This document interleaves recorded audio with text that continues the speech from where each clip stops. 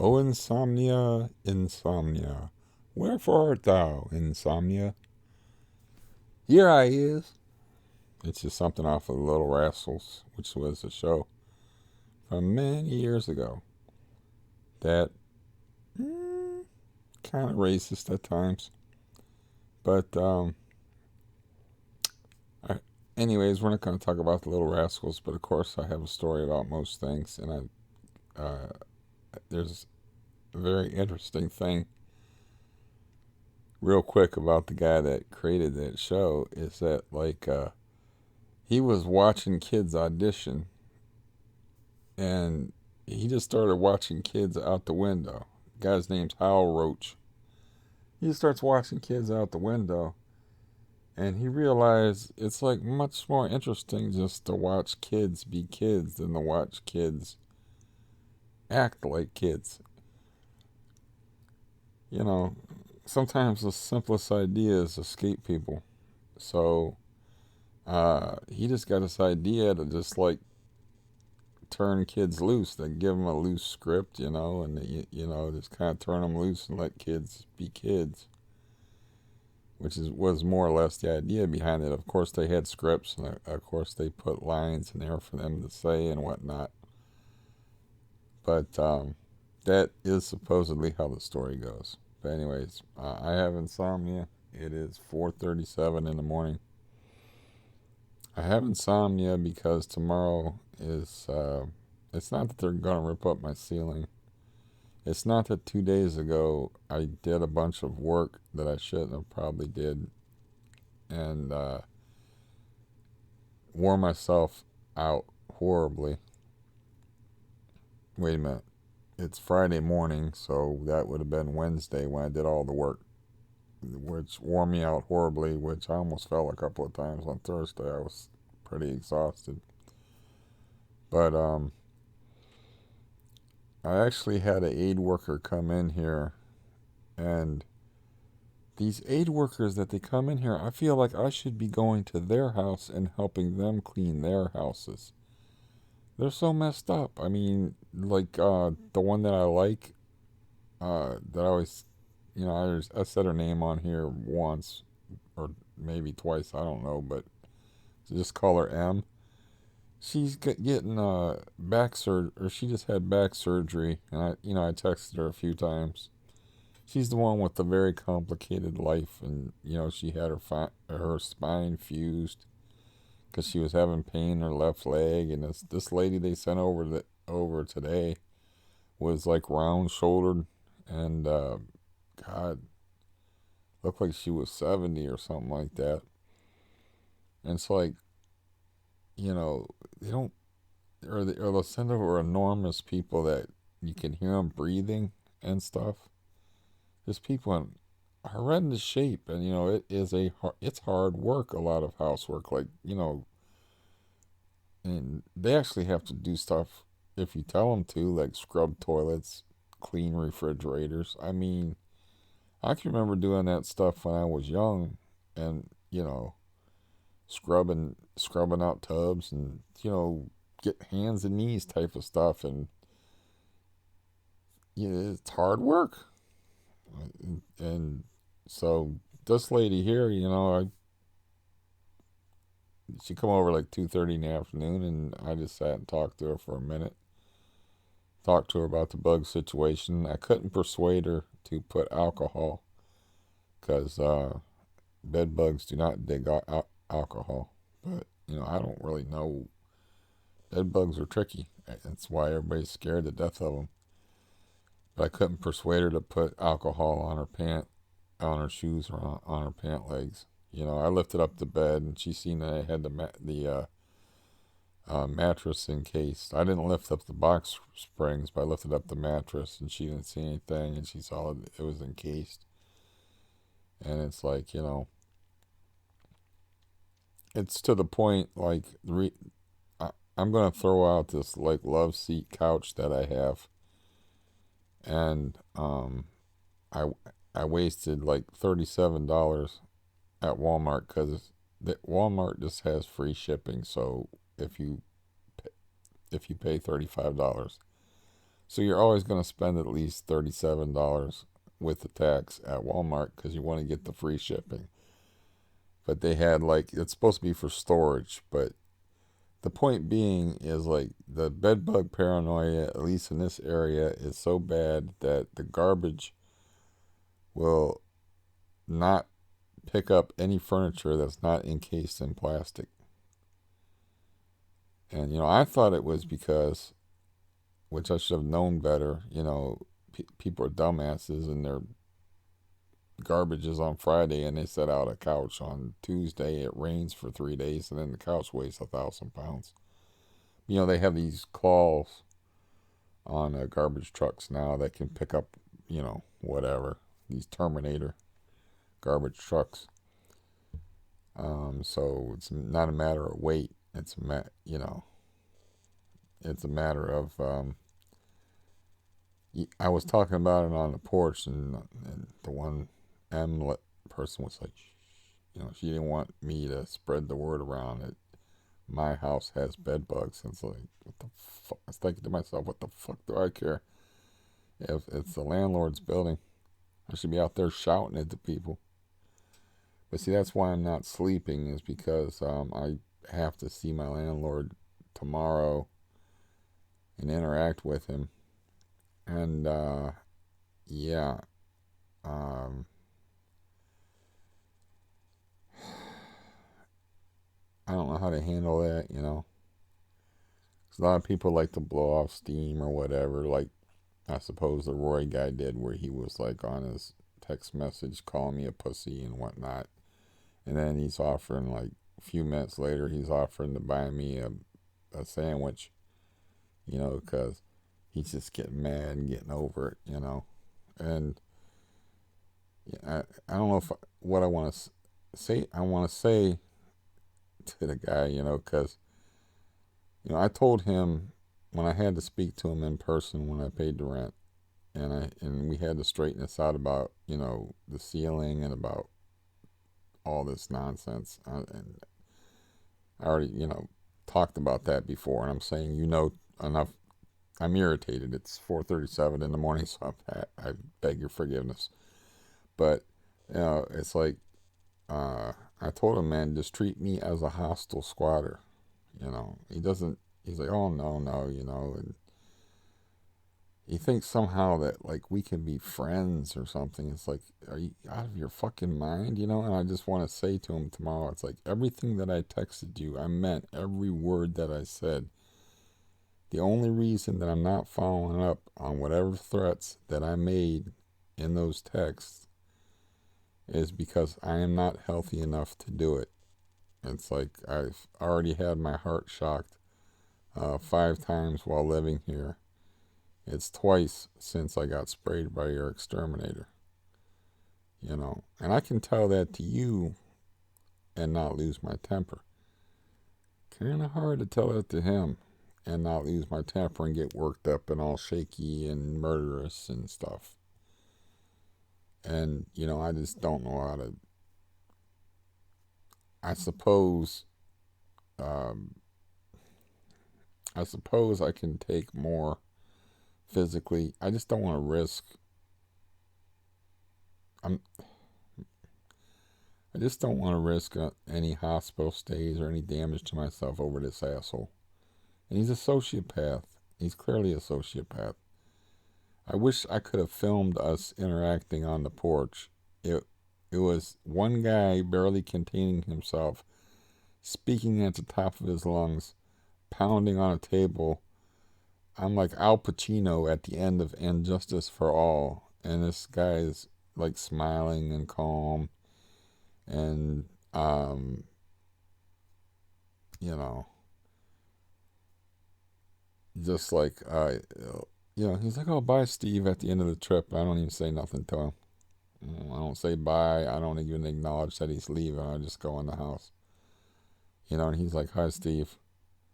I don't even like offer any pretense of conversation or nothing like this. I said, "Listen, here's your money," and I'm like, you know, this, and I was explaining to him how I said, let me explain to you how this all occurred. And I already did this in another video, and I explained the whole Michelle thing and how Michelle had put it in this guy over here's head that her bathroom tub is going to fall through the floor. And then, I stupidly said that I would tell him the next time I heard water leaking. And I just said I heard water dripping. And then, I just assume that people understand gravity. Like I said in the other video, this is what I don't like about doing these videos is the redundancy, but you need context. So that's why I try to cut the redundancy to a minimum. But I'm fucking agitated because I have to talk to this guy tomorrow, and it's like I want to hurt him. I don't want to talk to him. I want to fucking hurt him. And I can't hurt him emotionally. So what does that leave? And I tried listening to books. I didn't double up on volume doses or mix it with codeine or any nonsense like that. But I set my alarm so that I got up early today. So I've been up for approximately 18 to 20 hours. I helped the lady. I helped the lady do a little bit of work. The old lady didn't, she didn't do too much, and I didn't ask her to do too much. Mostly, just sat around and talked to her. But she was a nice, cheerful old lady, and so that's fine. I didn't have her clean out my sink, which my sink is. I had ideas of things to do, but I just didn't feel good. And because emotional states affect everybody, but me, like I've explained again, redundancy. It's a little different with me. It's a little bit different with me, and I got like a different history than most people, and I'm kind of a different animal. So something like this can just throw me off. Emotional stuff just can throw me off. It's why it's why I was so angry when I have peaceful moments, or I was having that peaceful moment on Halloween, and then my dumbass texts this guy because I hear water dripping on the ceiling, and I promised him I would, and I like to keep my word, and then I couldn't keep my word about taking the exterminator to small claims court, so I took it out of his emotional hide and explained to him that I have him dead to rights, because I said this is his. I said I have a policeman friend, and what you wrote here is it's the fact that you're even asking me to sign papers. In effect, you're going to give me money as an admission of guilt, so I can just take this to court and say, it's clearly this guy sprayed me and he's just trying to get off easy, and have me sign papers that it wasn't that bad, not take into account, I could have fucked him in court bad, for a few $1,000s if I wanted to but I got the bad ticker. I got, I got too much physical conditions, and I have to worry about my health. It's the only reason why I'm trying to let it go with the landlord, as far as just letting him continue to be a blight. What he is what the Bible would call him is a whitewashed wall. It's like, and I don't prepare for these things, and it's been a while, but it's like, it's basically you look good on the outside, but inside you're full of bones and all manner of uncleanness, And I thought about breaking out the letter, but see, I can't go there because I'll get too angry. I know myself. I'll get too angry, and I could barely contain myself on the porch. So, but breaking out the letter that I had the guy sign, and telling him, like, this guy also has text messages where he was warning you, that he saved all of them, where he was warning you over the years about drug trafficking that was going on in front of his house. Because I wrote out a thing, and I left a space for the man's name, witnessed drug activity, and I wrote down this address, and uh, when the meth cookhouse opened across the street, I had to move to protect my wife and my children.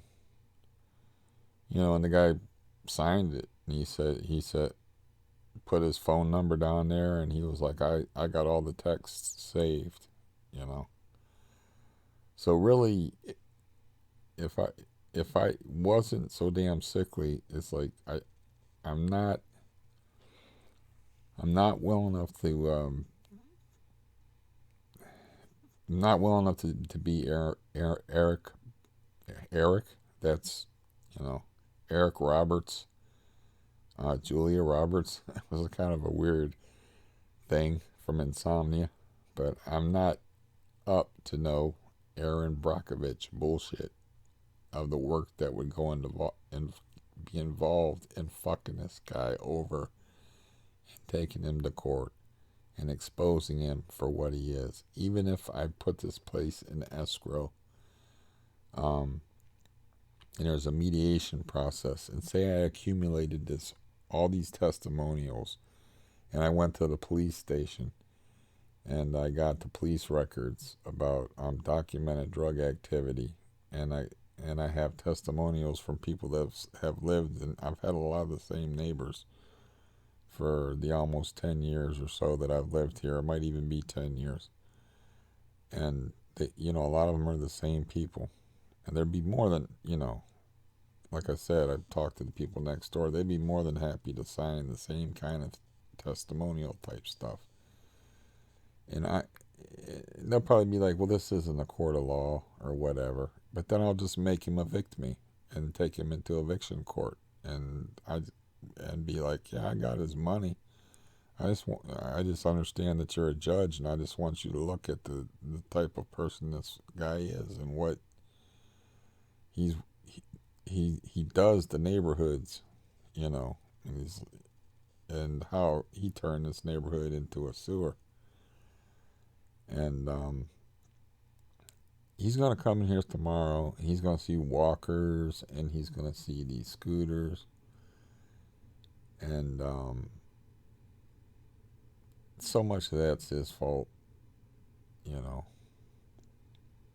So much of that's his fault. Some of that's goes on other emotional trauma that I was put through, because CRPS is the kind of disease where you have to fight against it all the time, and the main way you fight against it is you're active. You have to live an active life.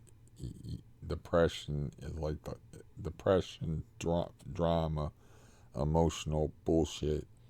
It's like the worst thing for it. It's what you gotta avoid, because you gotta keep moving. You gotta keep picking up to those weights. You gotta keep taking those walks. You gotta keep taking those bike rides. And you know, I mean, the guy injured me, and I can't do nothing. I can't I can't fight back. The only way I can fight back is to fucking hit him in the fucking face, you know, because he's got no conscience. I can't make him feel bad emotionally, and he doesn't care about nothing. He don't care about nothing or nobody. I mean, I told him, like I said, a lot of repeats here, of course, but I told him like what the war vet guy was like, that he had PTSD, he wasn't right, and that but when he ran his sister out of here and kicked her out of here and took over the apartment, he was able to he had a job at the time, so he was able to pay the rent. So you're able to pay the rent, hey, as long as the rent's getting paid, he doesn't care who lives here. Of course, he didn't know anything personal about the guy, but he don't need to know anything personal about the guy. More repeats. You know the guy's last name? No. But he does say he has a job and he's working regular. Do you know where he works? No. You know, all he cares about is that money coming in. It's like, the man's a reptile. It'd be like trying to reason with an alligator or a lower life form. There's no point to it. So there's no point to talking to him. The only thing, he's like living on an animal level. The only thing that you can do with someone like that is to take away things that they like, to take away things that are important to him, like his reputation, large chunks of his money, get him in trouble somehow with the courts and the law, that kind of stuff. You know, that kind of stuff. A beating in an alley where I throw a sack over him and use a baseball bat, you know, also would be good. Be kind of cathartic for me too. But I'm just saying, you can't make a guy feel like, he can't look at me and oh my God, that would be the worst thing if he was like asking me about the walkers and how I'm doing these days, or the three scooters that are medical scooters that are in here. So uh, I don't know how to handle tomorrow. You know, luckily for me, I think they're coming from 4 to 6. Yeah, I think it's 4 to 6. It's either 2 to 4 or 4 to 6. So I'll be able to get some sleep, and he could push the air conditioner out of the way or whatever. But um, yeah, I mean, clearly I'm not going to be able to sleep, so I figure I might as well come on here and do my thing, which is run my mouth. I figured out that I can put Task Manager and maximize it, and it will still record. So I was thinking about just putting my computer like right here and pointing it toward that wall, and then letting you see the guy. That these people, these reptile people. I know there's whole theories about that and whatnot, but I mean these reptilian sociopathic scumbag pieces of shit. They just look like normal people. This guy's handsome. I can even say he's a handsome dude. He's handsome, well spoken, pleasant voice, smooth. He's just the ideal con man. He still has this guy fooled. He's like your ignorant beef with Gerald. I'm like, the dude, you're just like forgetting every, you're forgetting like the past 7 years of the people that we had living here. You're forgetting you're forgetting actually calling the cops on people that are so fucked up that he ran into, that they were either fighting or fucking, and he actually called the police on them for fucking too loud because they would hate fuck each other and they would fight. That was their thing. So he called the police on him for fucking, and the woman was so crazy that she would yell at him through the door. Through the door, she would just, she was crazy. She scared the shit out of me because she was small, but she was just crazy. And I was like, man, that woman yelling at you through the door, man, that was something. He's like, she's yelling at me through the door. I frankly think that he just stays in some kind of drug haze, because he's like in a wheelchair, and it looks like his one leg is shorter than the other leg, and I know he smokes shitloads of really potent weed, so I think he's just not there a lot of the time, you know. But I mean, that's what I want to do. Is I want to just I'm not like an internet warrior type of dude, okay, or a guy that goes on a text war and then it's like, I'll go up to you and I will get in your face and that's what I want to say. I was like, I just want to say that much, like, but I can't. It's like everything that I texted you, I meant every goddamn word of it. That's not me. That wasn't me blowing off any steam. But I can't fight you because I'm too sick from living here. You know. But then I got to worry about my temper. I got to worry about my heart, and you know, and really, what I want to do, of course, is something entirely different. And the Bruce guy will be there to break it up. So, so he would, if things got out of hand to the point where I didn't stop, he would stop me from killing him. But that's kind of what I want to do, is I kind of want to kill the guy, frankly. You know, I never threatened him like the exterminator guy lied and said he lied or Gerald lied, but they were teaming up against me when I got sprayed with poison, and he said that Gerald let me read those texts you wrote about leaving him in a pool of blood, which I never said. That is kind of what I want to do. That's kind of what I want to do. And I kind of feel justified. I feel justified.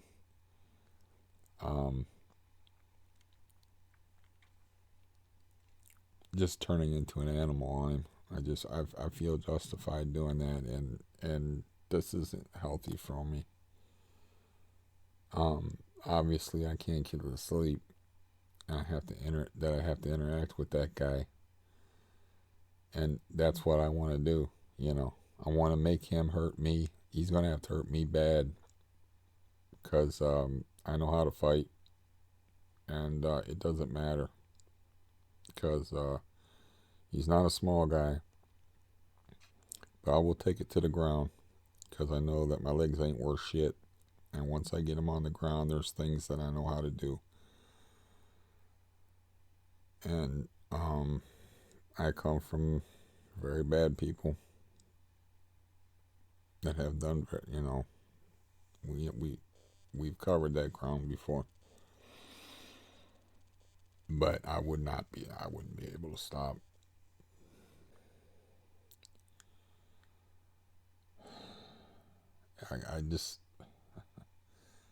I wanted to express my rage in a legal way, you know, and yeah, I wrote it all down in the text that don't worry, I don't want to scare you. I'm not going to pick up any texting things and read you old texts or anything like that. But I wrote it all out to him, like, this is all the shit you've done. It's like, this is all documented with the police department. I can go down there and get records. Um, you know, he's totally the fact that he's totally unperturbed by me drives me crazy. That one day, the first day that he saw me, where he was just gonna walk past by me without talking, um, where I was like, I wouldn't let him do that. I was like, Mr. Miller, to make him say something to me. That was okay, but when I had to pay him rent for this month, and it's like, oh, we're gonna continue our relationship, you know, and to have somebody like that just talking to you and smiling and trying to be charming and shit like that, it's like, man, the things that I said to him over that wasn't blowing steam, man.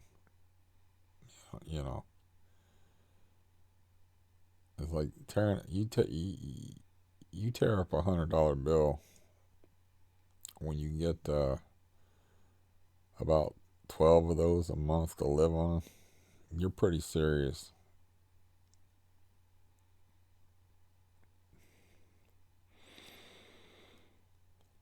Man, God damn him. Mm.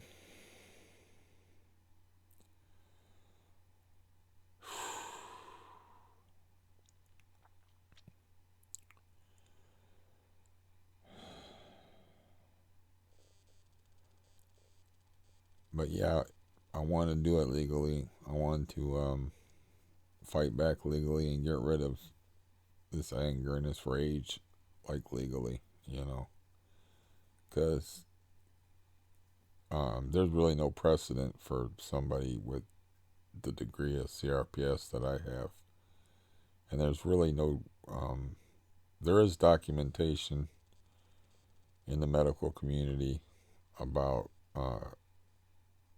emotional distress having what they call exacerbating or making the disease worse. Um, and I have to think like, why? The reason why I hung around and I never moved, even though is like, I just thought the guy was like, I was fooled by his con man act, but it was more than that. It was like, I had um, that family here that I moved in here to be by, and that kept me here until I realized that they're no more on my side than uh, they're on my side because I got more dead presidents than they got, and they're no more on my side than the landlord is. They're not much different than him. And he offers to take me rides to places, because it's in his best interest because I'm a great tenant, and you know, uh, I got like I get rides from those people, but usually uh, much more gas money is involved because they're poor and he's rich. That's about the only difference between them. And I never got it through my thick skull that that my foster brother was like, until the boat thing. I never got to my thick skull that I was never gonna have any kind of or that my foster brother either doesn't is just like malformed or sick in the head or just doesn't like me or just doesn't you know I'm just something for him to use. I'm a thing to him. I mean, but I also hung around because of that, and then the benzos thing. Well, my mother and my father died in 2015, and I hung around because I got messed up with the benzos. The old matriarch lady there hooks me up with some benzos, which I don't think she did that wittingly, but after I got hooked on them, she was happy to take money for them. Uh, but I had that, and then I had the problem with my leg, and then I had other health problems where I was deteriorating, and then I was getting mixed up in bullshit that was going on in the building, and it was just like, you know, getting sucked into a vortex. Uh, it was like a whole big thing. There's a lot of factors involved in there. Um, and then I kept thinking, well, we got a bad tenant, that can happen. Then you get another bad tenant, then you get another bad tenant, and then you're like, where I really felt stupid is when we had the crack dealers upstairs, and I kept telling the landlord that there's a crack business in his building, and he just kept saying the same stupid line to me about like, well, without proof, that kind of puts me in a precarious legal position, you know. and he never had any suggestions for like or told me what to do. And he like again redundancy, but um, he just let me think that it was his responsibility. You know, he didn't say, well, like if you could call the police, and put some police pressure on him. That was my own ignorance. I thought that was his. I thought it was his building. It's his responsibility. I should have been calling the police. It's also dicey calling the police on street people who only go by the name Red, or meth people when you're in a 4 unit building and the one guy's zonkered out of his mind and in a wheelchair and in the back room. You know, it's just the suspects about who's causing you the police trouble. You know, it gets narrowed down pretty quick to who's causing the trouble. At the point of the meth thing, where I got the death threats and stuff, I didn't care at that point. Um, but that's when I really felt stupid. Was over the crack thing. Well, they're both.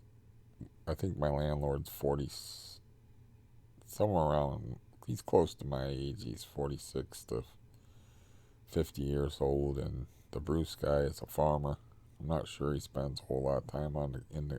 He might not even have the internet, but he lives out in the country, man. Like he actually seems like a pretty decent guy. I kind of like him. We talk fishing and stuff.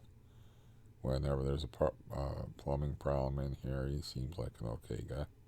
Just another guy that Gerald has fooled, and I think they want to be fooled too, because when a guy has 30 properties and you're his plumber, you really want to believe he's a good guy. Like the exterminator. You know, I was explaining like all the explaining to him the type of guy. I was actually copy and pasting the things that I was writing to Gerald about the drug dealing and how he let his own dad pick through junky garbage, and I had to tell his own dad to put gloves on for fear of getting needles and hepatitis and AIDS and shit. And that's that guy. That's Gerald's exterminator. That guy is, you know, Gerald's probably paying him how many thousands of dollars a year each of those guys. It's like, and plus, he is a smooth motherfucker, and of course they want to believe he's a good guy. You know,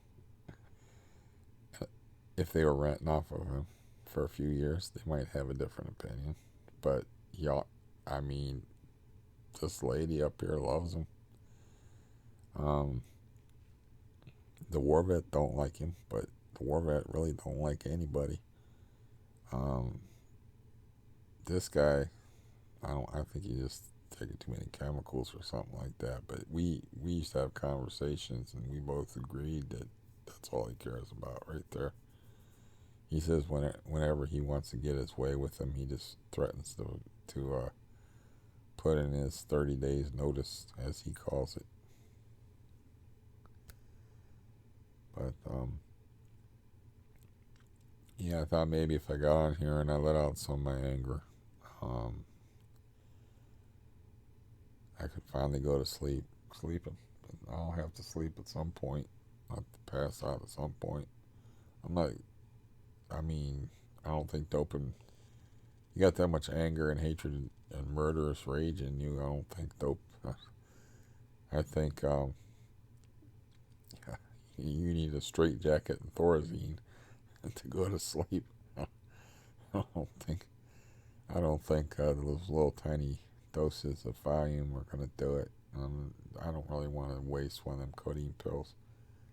I just didn't want to take one. I mean,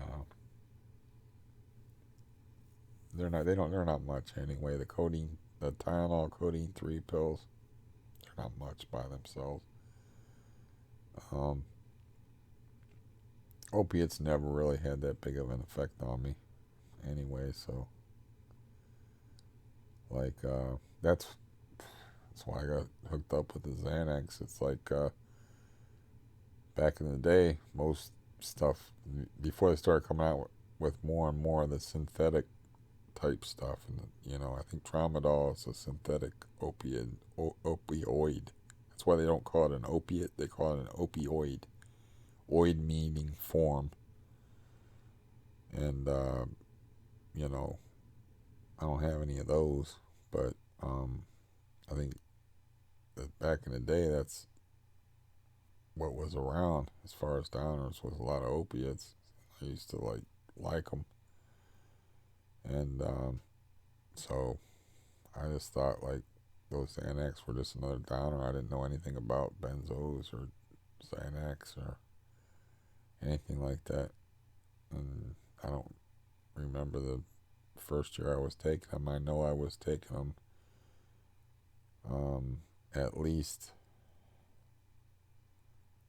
at least by 2016. I was taking them on a regular basis, and I mean, I was taking them before that, but it wasn't like a lot, as in like every day or every other day. I don't remember. I know that my hidden therapy tape on here. I'm talking about taking a Xanax before I did the therapy tape, because so I would, and that was sometime in 2017. Um, so yeah, I also figured out, I'll maybe just do a video just for whoever might be interested of like I started the withdrawal process involuntarily with a 50% reduction from my doctor in March of 2018, and then continued to try to get off of benzos until May of 2019. So that's a year and that's 14 months. So I tried to quit for 14 months, and I got myself down to a Valium where I was taking like 5 milligrams of Valium, and some days I wouldn't take any Valium. Some days I'd take 5 milligrams of Valium. Sometimes I just, I was just taking a little bit here and there. And then I, I think I was like, I'm not exactly sure what happened at that time where I just made up my mind. I was like, I don't know if that's when I think I got sprayed with the bug poison in June. I'm not exactly sure why I quit charting it, but I quit charting it. And I know when I quit charting is when I was like, I'm never going to get off these things living here. It's like I'm just torturing myself for no reason. Because of this landlord, it's just going to keep renting to uh, impossible tenants. And a large part of that was like Stampy. And now she has a dog that barks and runs around up there, and it's going to be about probably a 50 or 60 pound dog. But that was like part of what broke me is they moved in this stamping lady, and I was like, how in the hell am I supposed to quit benzos listening to somebody sound like they're going to come through the floor all day, walking around like that all day? And then I retreated into the bedroom. That was like last October. My life always, for somebody who has no job and no family uh, to worry about, or, I have a cat to take care of. My life is awfully complicated, it seems. But I got this stupid letter, and it says, you need to see it's my cardiologist appointment letter, but it has like a whole thick heading. I wish I should have it handy and read it to you, but of course, I don't script these things, so I don't. But it has all these like sites at the top, so I have to actually call them and like, where exactly are you? Where's Waldo? I don't know where I'm supposed to go, or like and arrange that appointment with the caseworker appointment around the same time. And that's not until the 27th of this month. Um, but yeah, no, it's just a habit of mine. It's like trying to figure out where it all went wrong. I don't know if any of y'all got that, but I was like, how did this happen? You know, it's like, where did I screw up? How can I prevent this from happening like ever again? And I really don't think it was the benzos things that that were. I think it was just like I had a good con man, and I'm a stupid optimist, just waiting for him to get good tenants in here because we had good tenants in here. So I just kept waiting, and the tenants just kept getting worse to the point where you got people in the building actually talking about burning the building down. You know, um, but yeah, it's tough for me. It's gonna be tough for me tomorrow because I'm not gonna be able to confront uh, the landlord in any kind of way because I know myself too well, and I know he'll try to justify himself, and you know, all I really want to do is just beat the living shit out of him. That's really all I want to do. All I want for Christmas is his two front teeth. His two front teeth. Mount them motherfuckers on my wall. I want some of his. Yeah. Wonder if he has any expensive dental work I can mess up. Uh,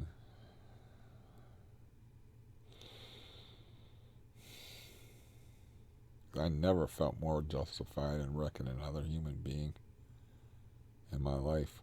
Not even my father, which I couldn't have managed anyway until he got too sick, which it wouldn't have been fair.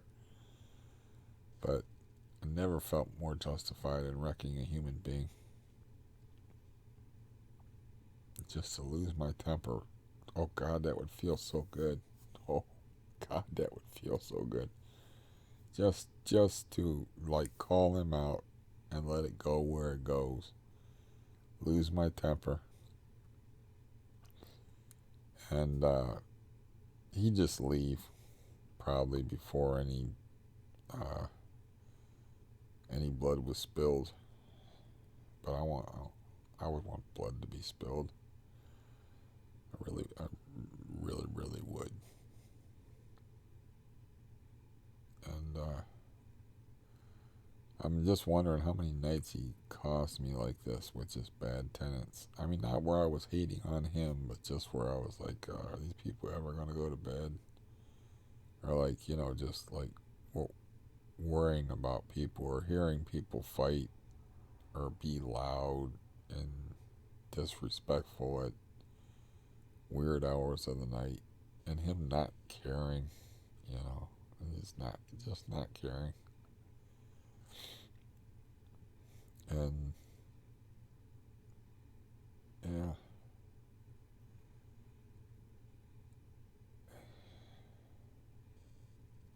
but yeah, it's a lot more complicated than like, well, you don't like your landlord, why didn't you just move?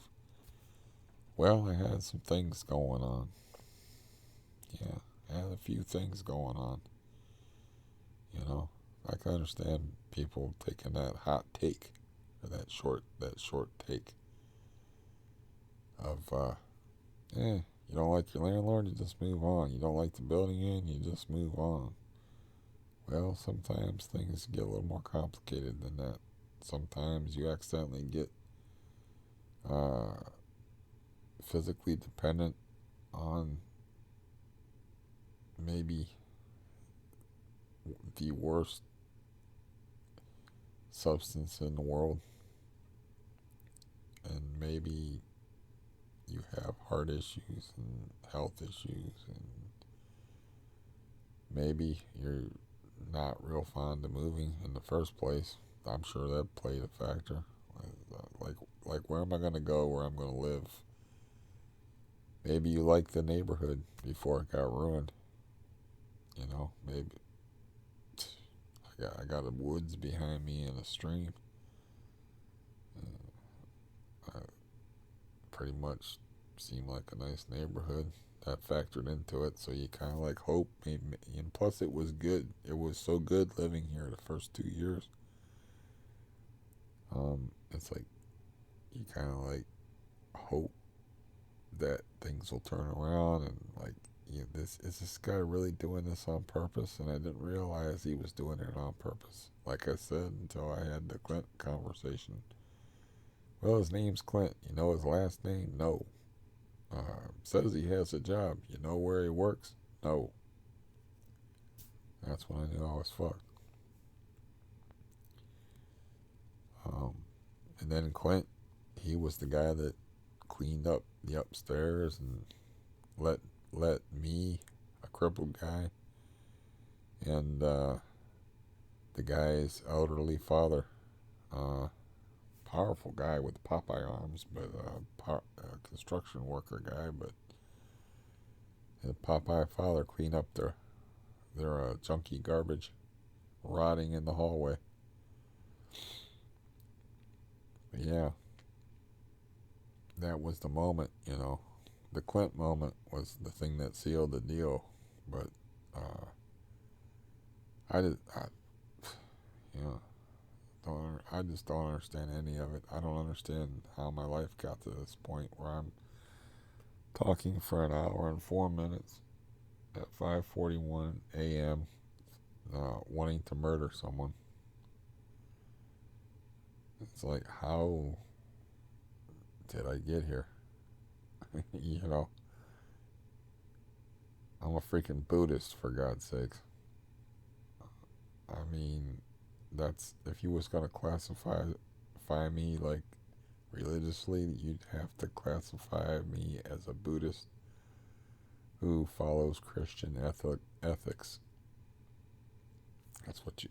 I'm not really a Christian because I don't believe. I don't believe in the idea of Scripture, and I don't believe in the infallibility of the Bible, and I don't believe, that Jesus was some magic dude, you know, and I don't believe that all the stories in there, but I believe the ethical uh, matter in there, and I believe that stuff about people that are walking sepulchres, whitewashed tombs full of men's bones and all uncleanness. Because this motherfucker that's going to be ripping up my ceiling tomorrow, that's him right there. But yeah, I have to make it clear to him as soon as he walks in the door, don't talk to me, because he can't be that much of a moron. I told him, like, man, you need to treat me as a hostile squatter that just happens to pay the rent on time. That's what you, you know.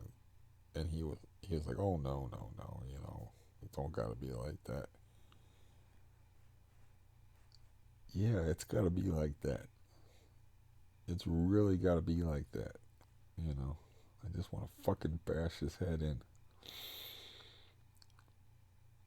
It's like,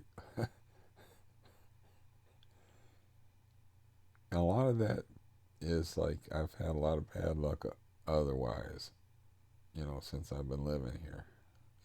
But, um, yeah,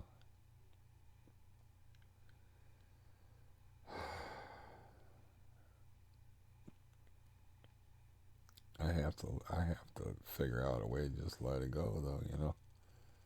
But if the guy's gonna do that buddy up to me bullshit or pretend like those texts were just like me blowing off steam or anything like that, it's gonna get ugly. You know, I'm not gonna be in the room. It's a small room. I'll be sitting in the living room. You know, probably have my heater out there, sit beside the heater, get it real hot, maybe so I can be comfortable and not wear a shirt. But if I have to wear a shirt, or if they feel like they have to open the window, which they do sometimes because of the dust and stuff in the ceiling. I mean, I don't know if I'm gonna, if unless they ask, I'm not gonna say anything about the hornets. That's for another day. Maybe they'll find a hornet's nest up there. Maybe I could be like, "Oh, there's a hornet's nest up there," while they're getting the shit stung out of them, and then while the hornets are lighting them up in here. Poor Bruce, though, but he's a farm guy. I'm sure he's been attacked by a hive before. I'll be, I'll have my coat ready to go out in the hallway. I'll let the hornets. I'll let nature fight back for me. I'll let the hornets kick his ass. If there's an actual nest up there somewhere, which I don't know. I don't really think there is. I think if it is, it's dormant, you know. Or they found, somebody in here would be complaining about it. They have to eat. They're, but yeah, it's, I'm stepping on my own good ending there, as I tend to do. But anyways, that's enough out of me. Just trying to tire myself out and get some of them bad, horrible feelings out. That now I gotta go being hungry. Shut up, stomach. I don't want to eat. I gotta go being hungry.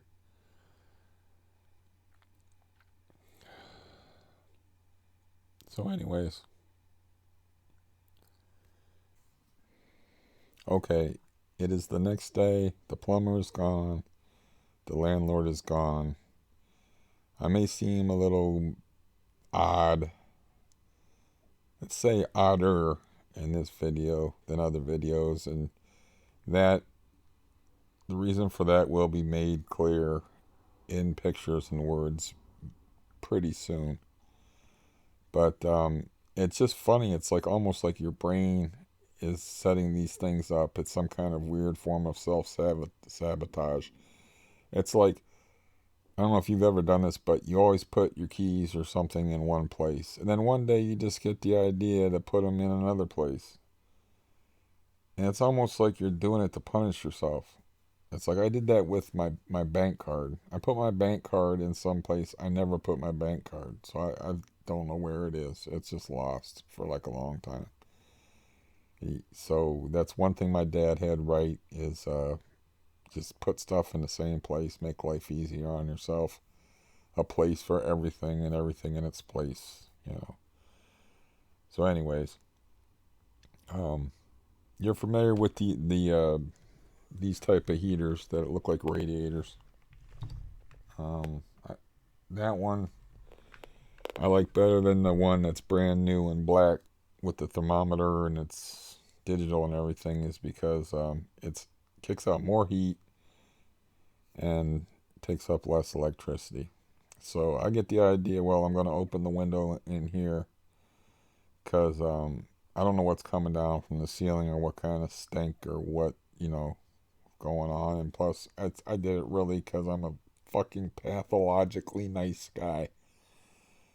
It's a sickness, and I had it really hot in my room, and I was like, I knew they'd be wearing their coats, and they're healthy and moving around a lot, and it'd be like 1,000,000 degrees for them. So I opened the window out of courtesy to them mainly, but I didn't even think about that until later. That idea of like dust and stuff settling down and wanting fresh air coming in, and God knows what else coming down from the ceiling. So I take the black heater because I'm like, my plan is keep the words to a minimum, sit in my recliner, uh, eat my breakfast, and then watch uh, last night's football game on the Chromebook. That was my plan. Now, I haven't used the black heater in a while. I didn't understand, it's digital, so I put it up to 77 degrees. And I had it like pulled in like right next to the recliner, like out of the way, which I wish I would have kept it there. But that's called foreshadowing. But um, I'm I'm thinking like this isn't that hot, it doesn't feel that hot. I said maybe it's not that hot because it's too close to the recliner, and it's got the thermometer in there, so it's not kicking out its full heat because in that it's like a closed area to it, and it's already got that area heated up because there's a dresser by there too, and it only has like two sides open to it. So I make the egregious decision.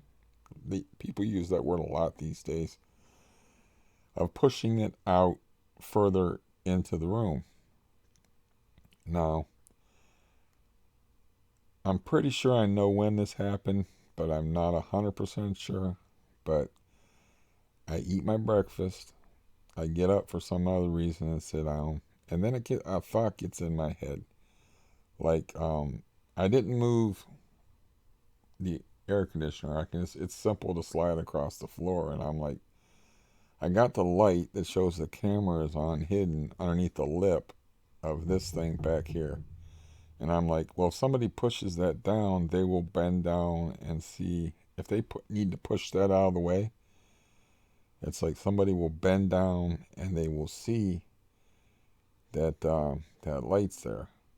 So um, this may have happened after the landlord pulled up at 3:45, and I was like, is this motherfucker actually going to get out of his truck and try to talk to me, or does he have any sense at all?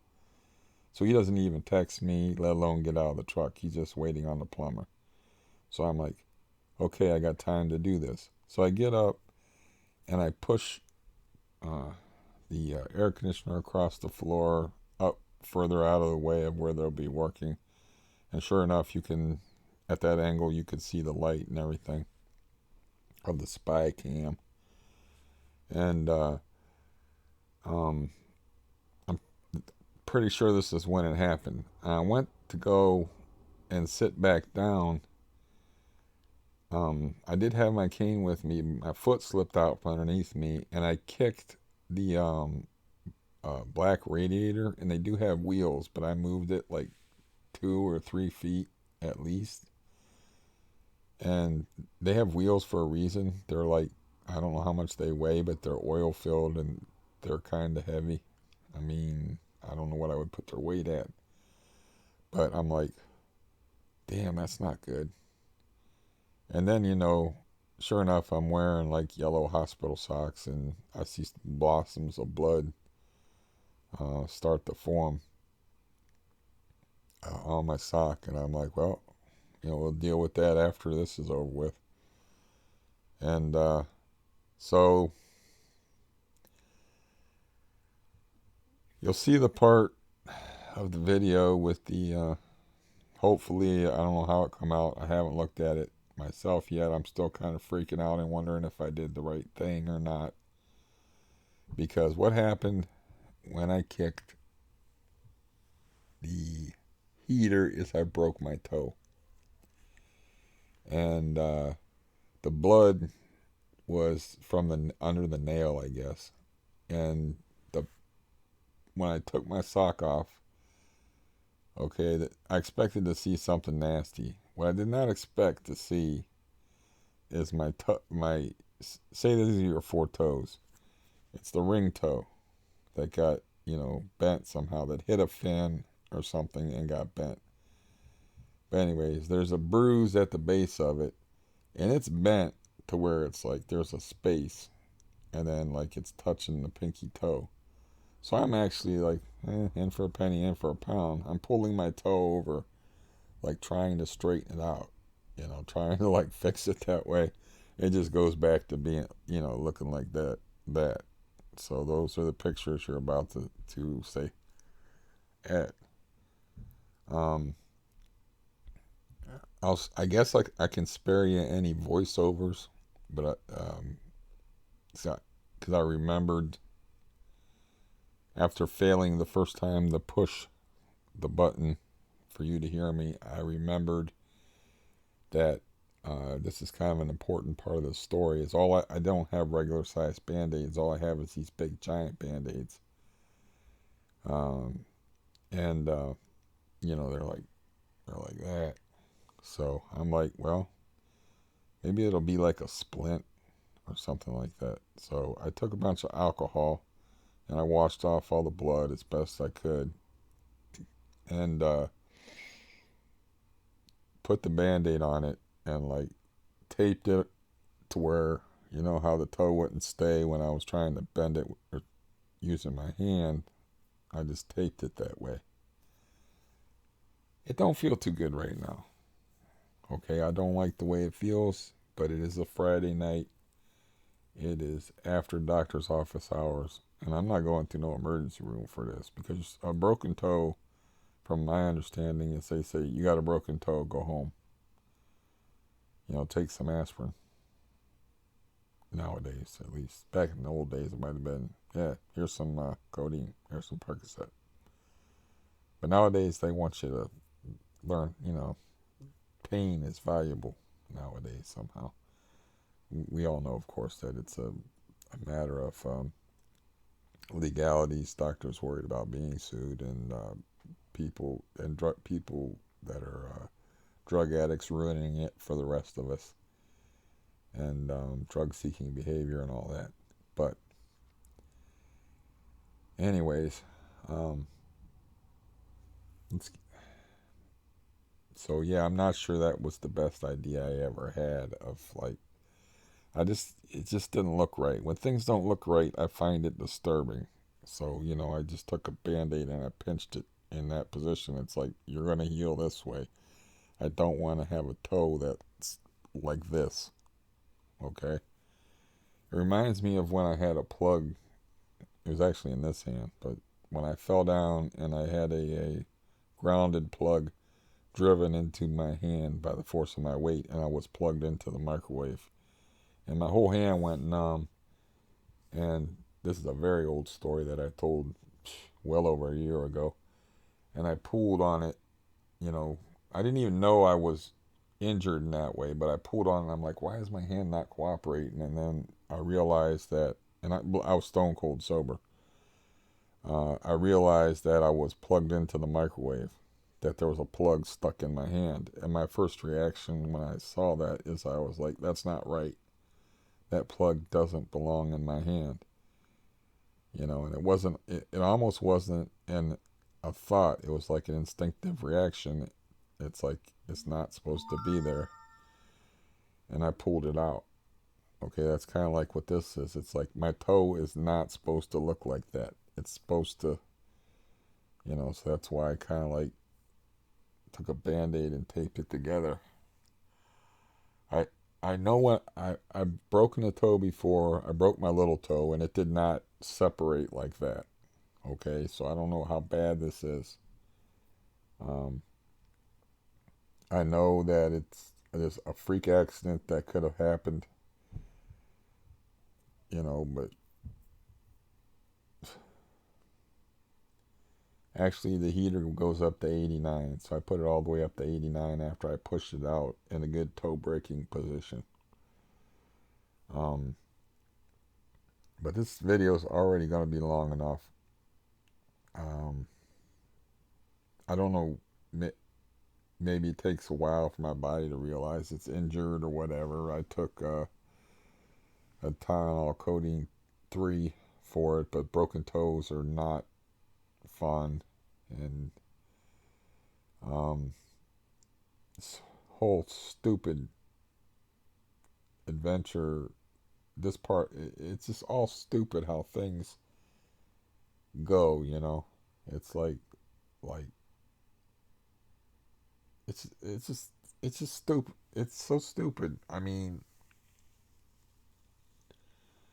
when you hear when you hear the whole story, when I'm talking to the plumber and everything, you'll understand why it's so fucking stupid. The whole thing was stupid.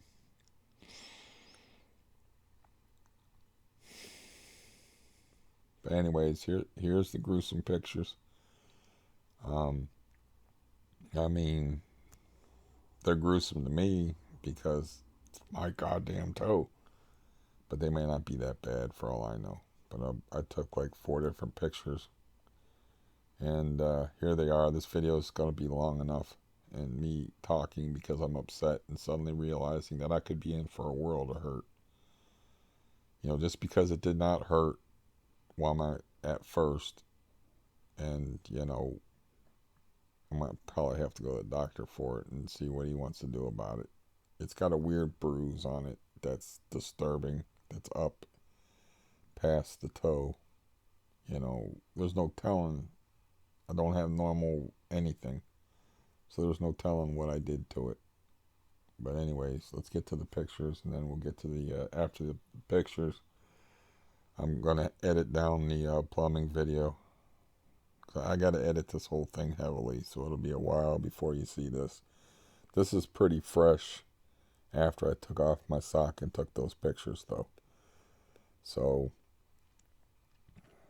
yeah. I'm not liking this, you know. It takes a while sometimes for things to sink in, but I'm remembering what it was like, how I didn't want to put a shoe on for a month after I broke my little toe by slipping and kicking the toilet. And I don't, especially just don't, you'll see, I don't like the way this looks.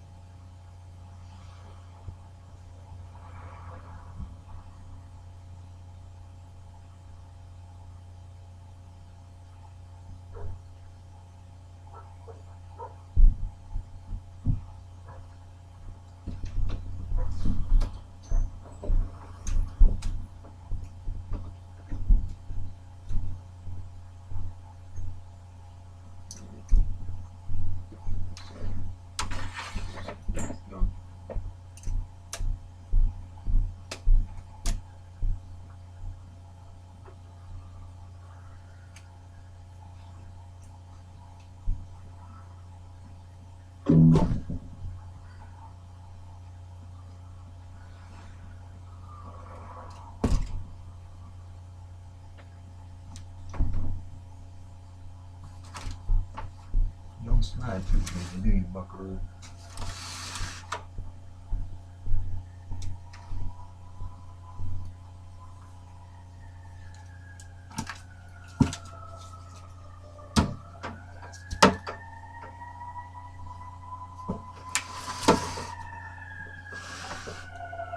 One side slides just fine.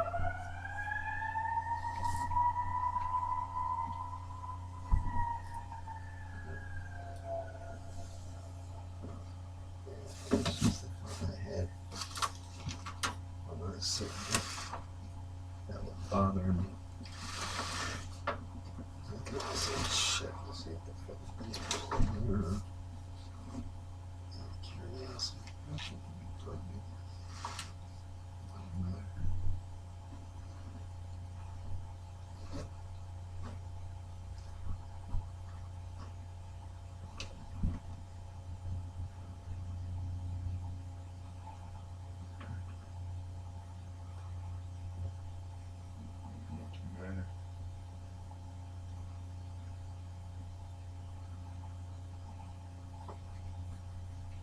Looking for it, it's actually kind of hard to see.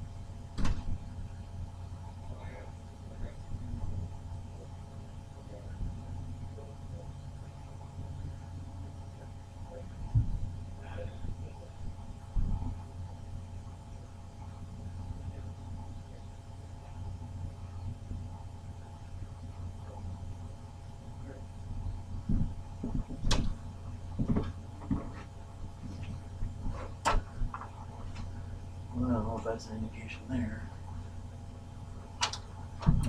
Yeah. Well, how about if we pop out a couple pieces and look up in there? Yeah. That's fine.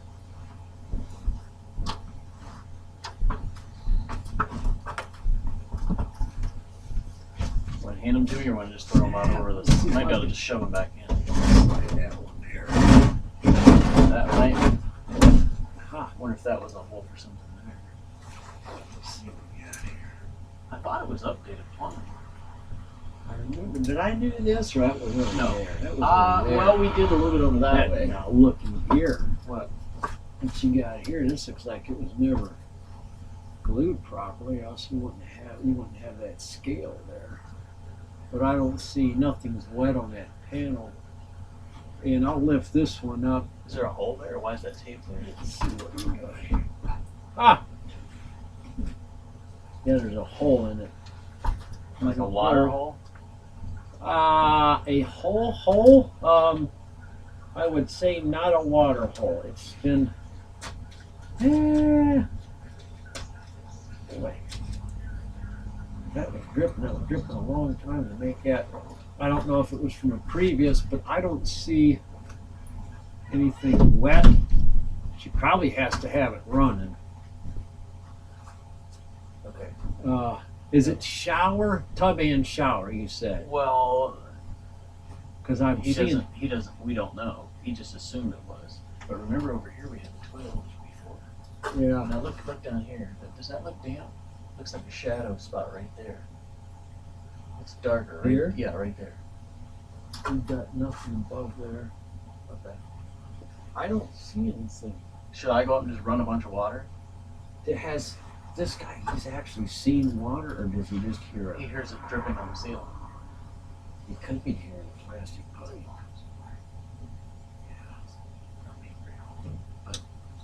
But he does hear it dripping, and it has done it before. That's where we patched that thing. Well. Oh, that was my foot. Yeah. Should I go up and run some stuff? Yeah, definitely. If I go Remember running, what I said. Well, you already got it. You're already looking in the right place. But I was going to say, most of it seems to be where the watermarks are around here. coming down the wall. And not coming down the wall, but it dripped out of that hole Right here. right there. Ooh. Okay, that's the And, shower. It's definitely a shower thing. Like I said, I don't use this apartment except for this room, so. So you can hear the shower running when it's leaking? No, it's not usually how it works. I hear the shower, and the shower stops, and then you hear the leaking. And how long does it drip? An hour? I don't know how. I don't time it, but it's no hour or anything. If it dripped an hour, there'd be a mess in here. But I mean, it's not a heavy drip. The one day on the 18th, it was like an overflow. But they wouldn't answer the door up there. And like I said, I went there and all I smelled was crack being smoked. So that's why I didn't answer the door. But all I was saying, I don't care what you're doing in there. I want to know if it's a plumbing problem or if it's an overflow. Yeah. Well, we want to just. That's figure what out you too. want to know too. Yeah. But You want me to go up and run some water in the that Yeah, there is evidence of a. that would be the wisest course of action, I would believe, would be You see some evidence of it? to do the same Yeah. thing that's been causing it and see where it's coming out at. Yeah, give it a shot. What do you want me to do? Put water in the tub or run the shower? It looks like it's just a. Is it right at the drain? Is that a tub and shower? Yes. You lost It's a washer or something like that. It's a one-piece tub shower, fiberglass shower. Okay. Let's see. I'm trying to see where. Within the faucets. It's sitting this way, Okay. and I think the hardware is on this end. Faucet. Let's see. Yeah, they are. There you go. Okay, now I'm getting my bearings. It could be nothing more than a crack or something like that because Wow, it's it's up not there. a huge drip. Obviously, it would have caused more damage. Yeah. It's my belief that the day that Roy actually went behind my back and talked to you was the first time that it happened, and he made a lucky guess. Okay. You know, because on the 18th, it was like Niagara Falls. That was an overflow, obviously. That was that was a different situation. Same right here. Same spot. It was coming out from everywhere. So it was obvious overflow. Yeah, I mean, it didn't make it through. You know, It all collected along there. might be an So it might have overflow ran into the gasket. basement on the 18th. You think? Anyways, Okay. I'm out. Okay. All right. Thanks. Thanks for the That's tips. where you want to start. That would be your easiest. So when you get up there, ask her if they use. Do they have any kids? She has some grandkids. I think. Try to ask her what. Ask if they ever use the tub, Yeah. like a tub bath. Yeah. And if they ever let it go up to the overflow. Okay. And if they do, You want me to run anything or no? I would go ahead and run it and then take. Shower or just fill the tub? I would do tub and shower first. And throw some water on the overflow thing? Yeah, but you'll probably just want to do that when it's coming out the spout. So it'd just be there's more water right there to do that. Okay. But I've got a hunch. Let me see. I'll dig out some more. Man, that's a ways up there. These are like What are they? 2 to 10? 2 by 10. Anyhow. Yeah. And of course, you got all this insulation here. I'm gonna move this. What I want to do. I gotta get this insulation all the way to the line. I'll hold your ladder here. I know we're not supposed to be on the top rung, but Yeah. OSHA's not in here. So. Yeah, it's gonna say I don't know what OSHA, Ohio. Yeah, they ask about you up there at Robertson. He's like, so finally the one guy at the end, he's like, so how does he like his new job? I said, God, I think he's happy. I think he likes it. Oh, now you want to be sociable, huh? Yeah, really. That's funny. It was probably Kelly. There was 2 guys. One guy had glasses on, and the other one was. I think they both had glasses. Kelly's got glasses on. It's kind of a shorter guy. Skinny face. Well, yeah, kind of. Yeah, I'm seeing it now. Okay. It's not wet, but at one time it looks like you had a pretty good leak here.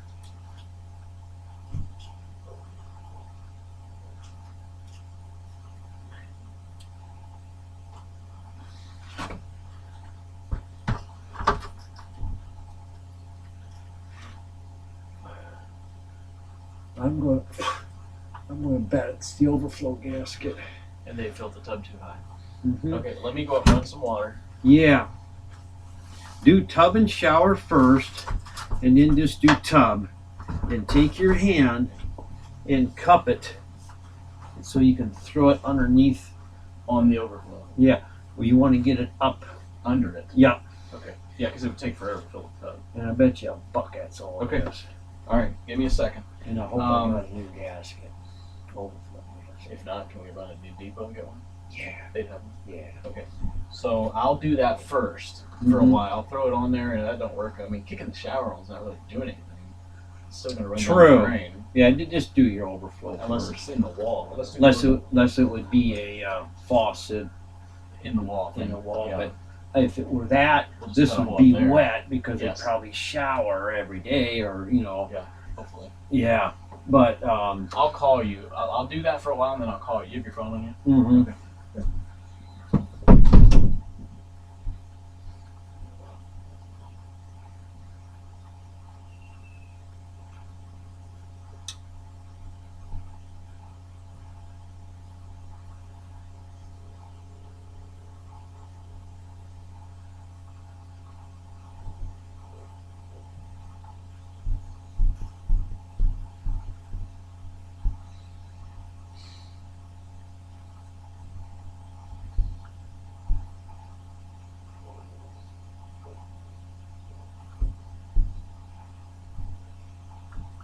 Fucking place is disgusting.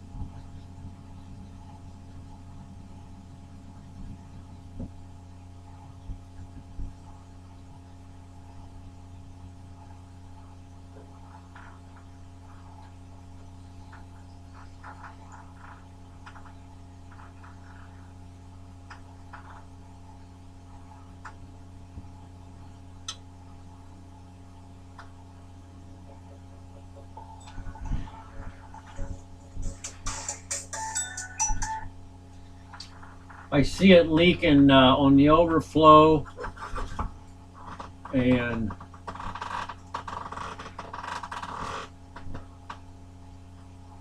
okay, yeah, I think that's all it is. I don't think it's coming out the shoe, but yeah, it's kind of hard to say with the insulation in the way, but I can definitely see it. Took it a while, but when you first started, I started seeing something leaking before that, and it looked like looked like it was leaking. I can't tell if it's just the gasket or it's just. Let me feel around a little bit more here. I got to put the phone down.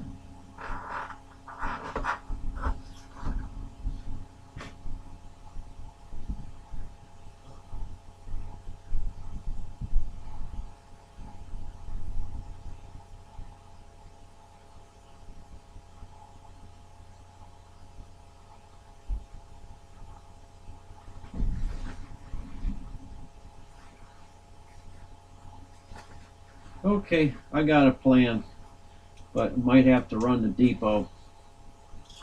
I'll meet you down at the truck.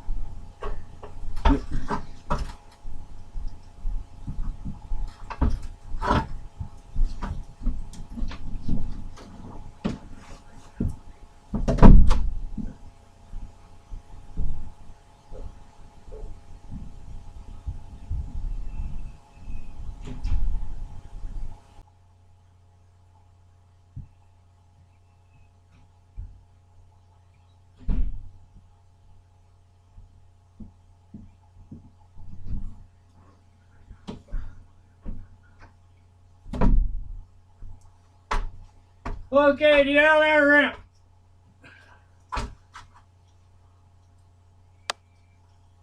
Uh, it's already dripping. Yeah. We're going to have to replace that strainer. I'm guessing that's what it is. Yeah, it's dripping real good.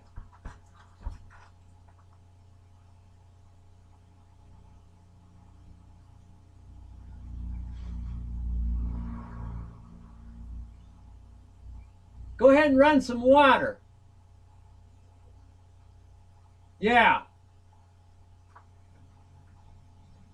All right, shut it off.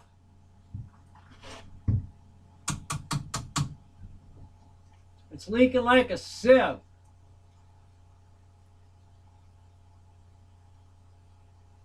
Uh, it's leaking around the tub drain. Yeah, around the flange, but I think I see it leaking out the tub itself. I know I do. Yep, you got a bad tub, man. I'll guarantee you. I'm coming up.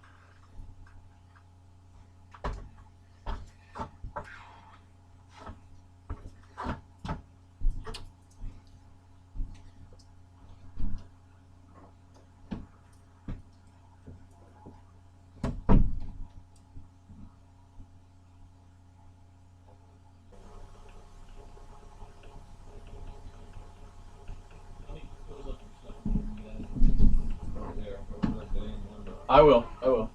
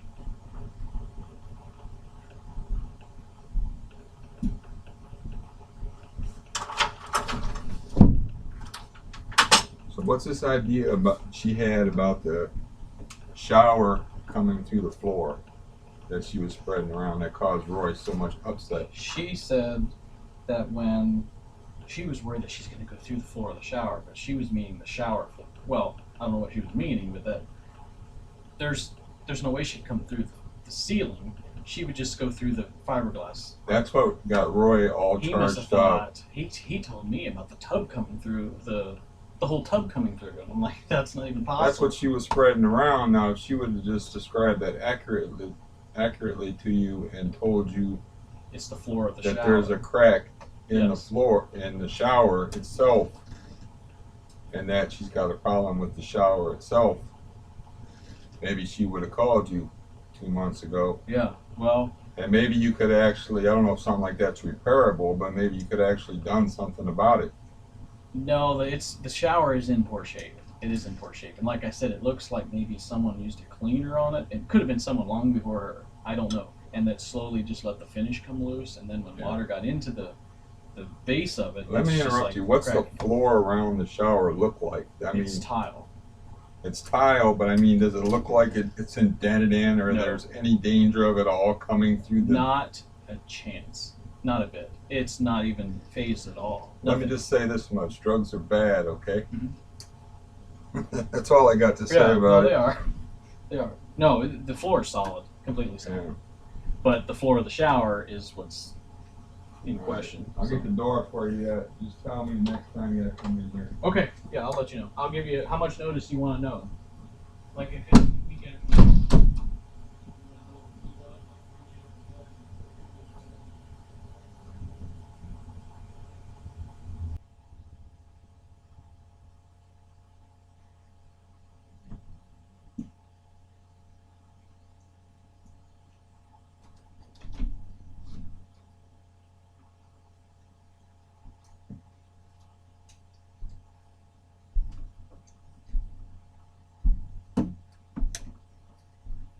I do have something interesting to do now.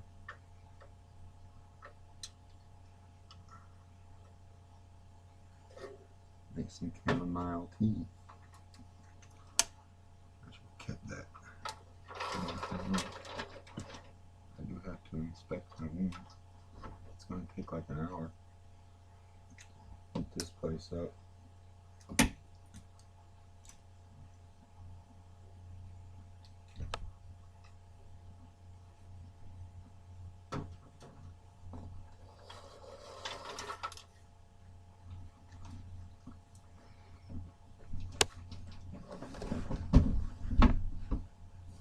That's all, folks.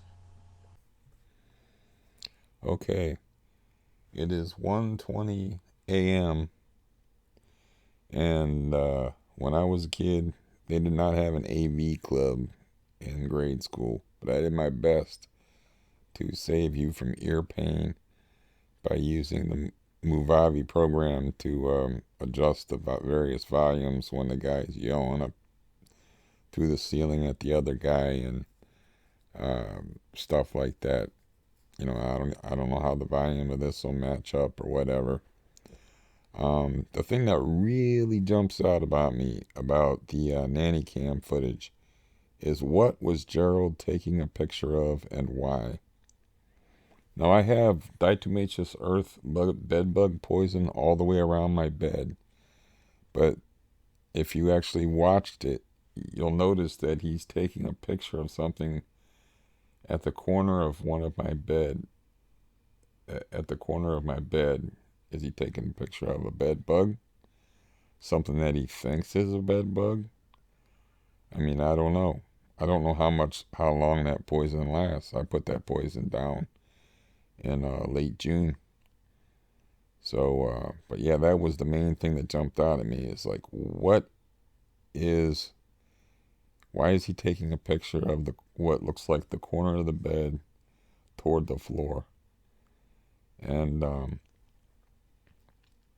another thing is like, I made a mistake by insisting that they had the door shut.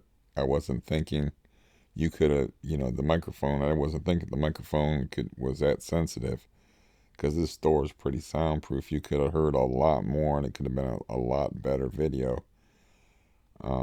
because there was a lot of conversations outside that door. But that's why I stay in my prison, is because that door is a good door. It seals out sound. The fact when the guy was sitting there by himself and he had a moment to kill and he said, "This place is disgusting." Bruce the plumber. I don't know if he was referring to my bedroom, the building, or what, you know, but um, that I opened the window for him what they wanted me to do, you know. Uh, but that's just people, you know. They don't know you don't know you're being watched. You'll say all kind of damn things. Um, was there anything else that stood out about the video particularly? Um, yeah, the main thing that really, I think I already broke my toe, by the way, with the way I was moving when I was pushing the air conditioner. It's like I mean, I'm bad. I'm in bad shape. But I mean, I was moving the way I was moving. I think I hurt I think I broke my toe before I was pushing the air conditioner across the floor. So I think when I was telling my story, I had that out of order. But I had a lot of things on my mind. Um, that hopefully this edit comes out. I mean, I had to heavily edit it to make it a manageable thing. I'm no stranger to 2 hour epics, but I mean, I had to heavily edit it. And, I couldn't, you know, like, I couldn't go there with him. When I said, let me just say one thing: drugs are bad, okay? He's like, I know they are. I couldn't go to the natural places I would want to go. I'm like, yeah, you know that, huh?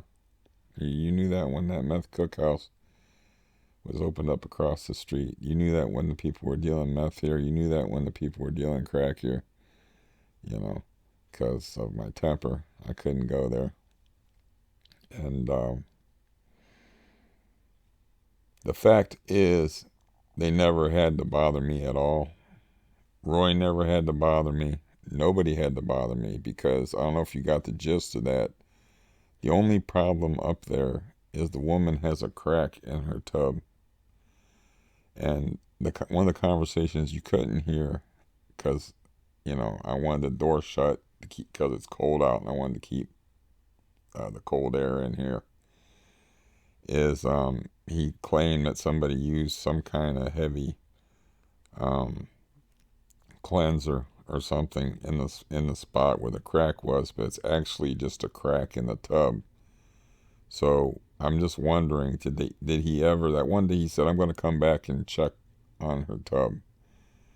I don't know if he ever did or he didn't, but, or if he just missed the crack in the tub, but it never had to bother me at all. I never would have got a broken toe. It was all about her tub needing replaced because the only problem up there was she's got a crack in her tub.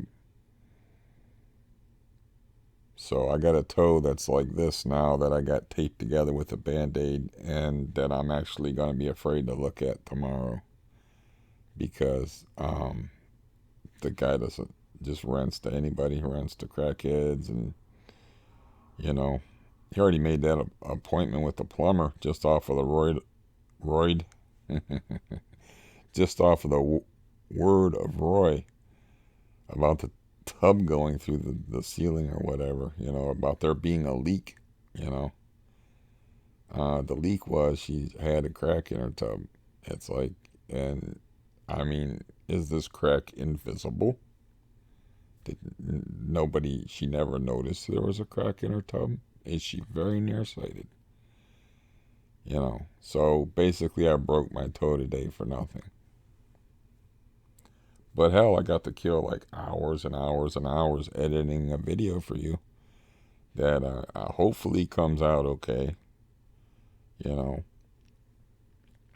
And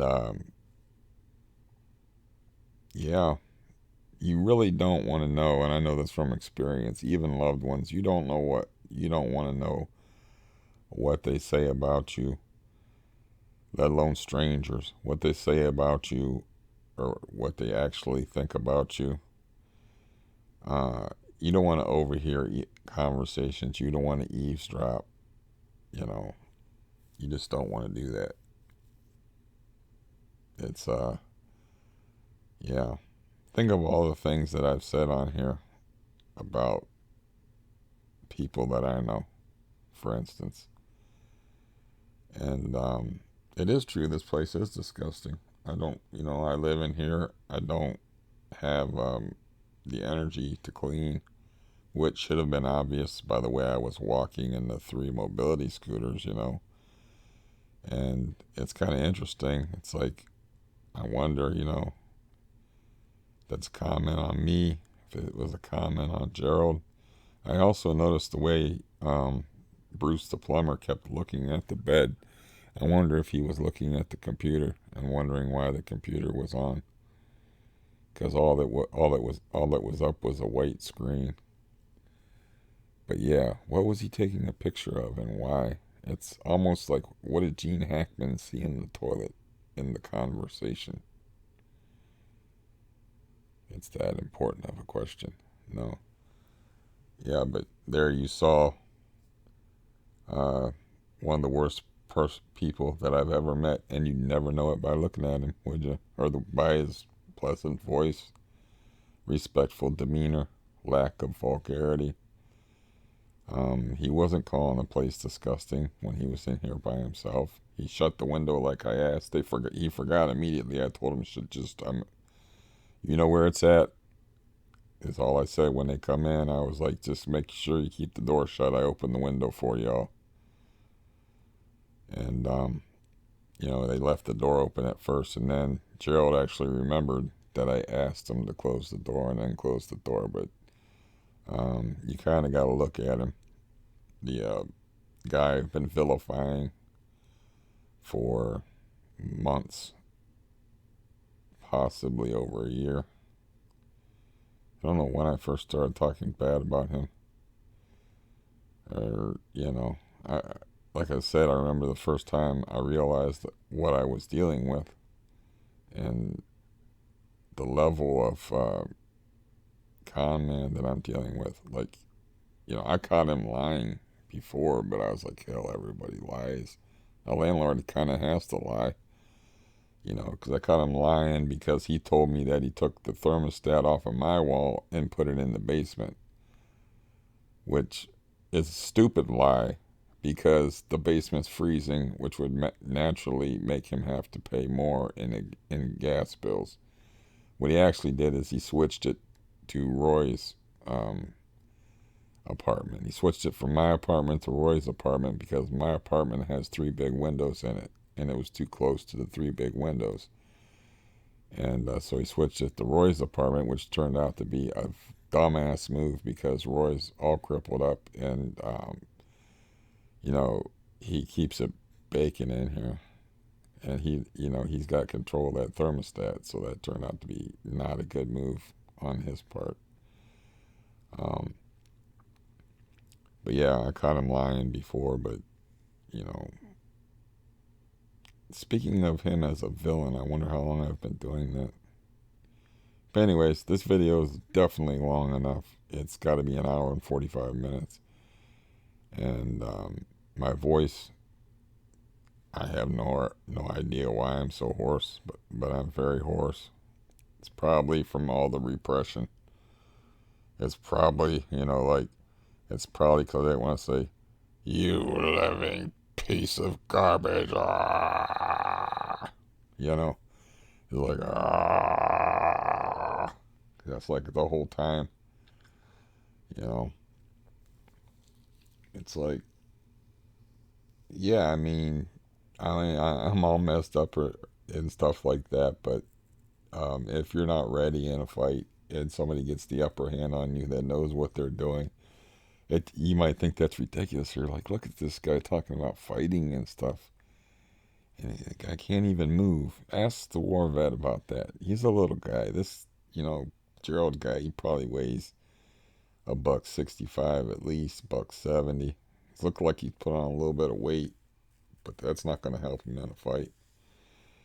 Um, it's fight. A fight is about ferocity. It's about speed. It's about knowledge and ruthlessness and experience. If I didn't already say that, and I don't think that he's too experienced. I think that what I would probably do is punch him in the face, get him a little dizzy, get him on the ground, and try to get his dominant hand pinned, and then bring some elbows down. There's places on the. I shouldn't tell you. You don't need to know this evil sort of information. You can cause a severe amount of pain to someone if you have certain points in your body, and one of them is like right at the base of your jawline. It's like I call them the salivary glands. Uh, I don't know, I guess everybody calls them the salivary glands, but they're sensitive, and if you don't have to choke somebody, you can just gouge somebody like that. But of course, you go for the eye. But I mean, it would not be, yeah, it would be all that evil instinct and all that knowledge against him. You know, why should I be afraid of this guy? He can barely walk. Shit. I'll tell you a story that I probably haven't told you before. That my dad used to work at the YMCA. Now, my dad is not the star of the show in this one, and it's a violent story. So that's a first. But he, in his later years after he got mandatorily retired, was working at the Maslin YMCA, living, commuting from Canton. And there was a blind guy there, and there was another guy that could see, and they were about the same size. But guess who it was that my dad could not pry off of the other guy, the blind guy? He said that he could not believe that what the blind guy was choking the guy. He just got a hold of him, got pressure on him, got him on the ground, and got knees on him and started choking him. And he said the guy's tongue was actually hanging out of his mouth like something you see in a damn movie, and his face was turning blue. And my dad was no longer the powerhouse. I think he had already had heart attacks and shit by then. That he used to be. He said he was trying like hell to pry. He didn't want to hit the blind guy because he's worried about assault charges and shit like that. Don't look too good hitting a blind guy under any circumstances. But he said he was like trying to pry his hands off of the guy's throat and he couldn't do it. And somebody ran up with a stun gun and stunned the blind guy. And he kind of rolled over, Dad said, like a fish. He rolled up over like a fish, white belly up. And yeah, so, there's a whole lot more to it than size, physical abilities, and things like that. I mean, so I don't care if you think it sounds ridiculous that I would take that guy on in a fight. That guy you saw climbing the ladder and that's completely healthy and stuff like that. Fucking love it. Love it. I wouldn't feel none of the pain and none of the blood running out of me too, if none of my techniques work, or if I couldn't get a fish hook or an eye or a finger right here, and you're looking at that guy and you're like, well, he's so pleasant though, he's so pleasant. He's the guy I've been describing to you forever. He's the guy that said he didn't care that this guy with 2 kids in single digits was living across from a cookhouse. He's the guy that sent his dad over to pick up junkies garbage. You know, he's the guy. You, the 8 foot hole in there. That's one part you may have not have noticed, but the plumber did not even remember that he was the guy that cut that hole in the wall. But he was the guy that cut the hole in the wall. He, and some of the stuff about OSHA I didn't understand because I'm not a working person, but they were making some jokes about OSHA, how you're not supposed to stand on the very top of the ladder and stuff. But hopefully I made an interesting video for you. And there, not many people get to see the devil.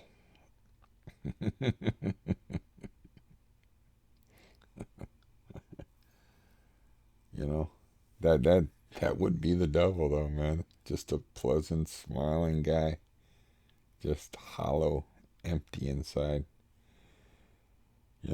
Feeling nothing, but on the outside, just as pleasant and personable and nice as can be. But when it comes down to it, there's emptiness inside. Nothing.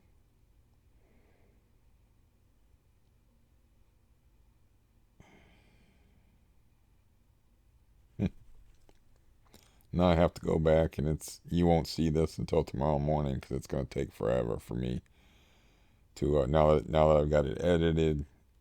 I have to export it from Movavi, and then I have to download it or upload it onto YouTube. So you won't see this at least until sometime tomorrow morning. But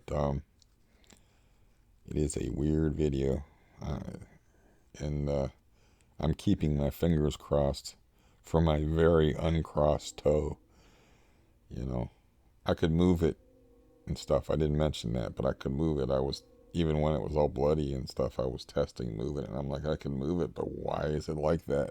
That was the part that freaked me out. I knew I was expecting just a bloody, like maybe a busted off toenail or something like that. I was not expecting what I got, and I don't know what that bruise means at the top of the affected toe, and I don't know. We'll see.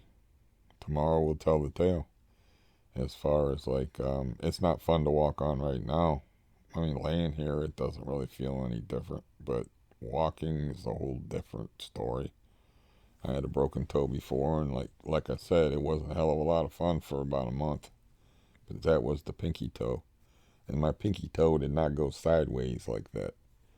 I mean, did I break it at the joint? Did I pop it out of it? What the fuck did I do to it? I don't know. So, yeah. But, it's always good to practice your anxiety and coping skills in all manner of fashion. So, take off my glasses, give you a hearty salute, and it might be a while till I make another video. I just might not have the toe for it.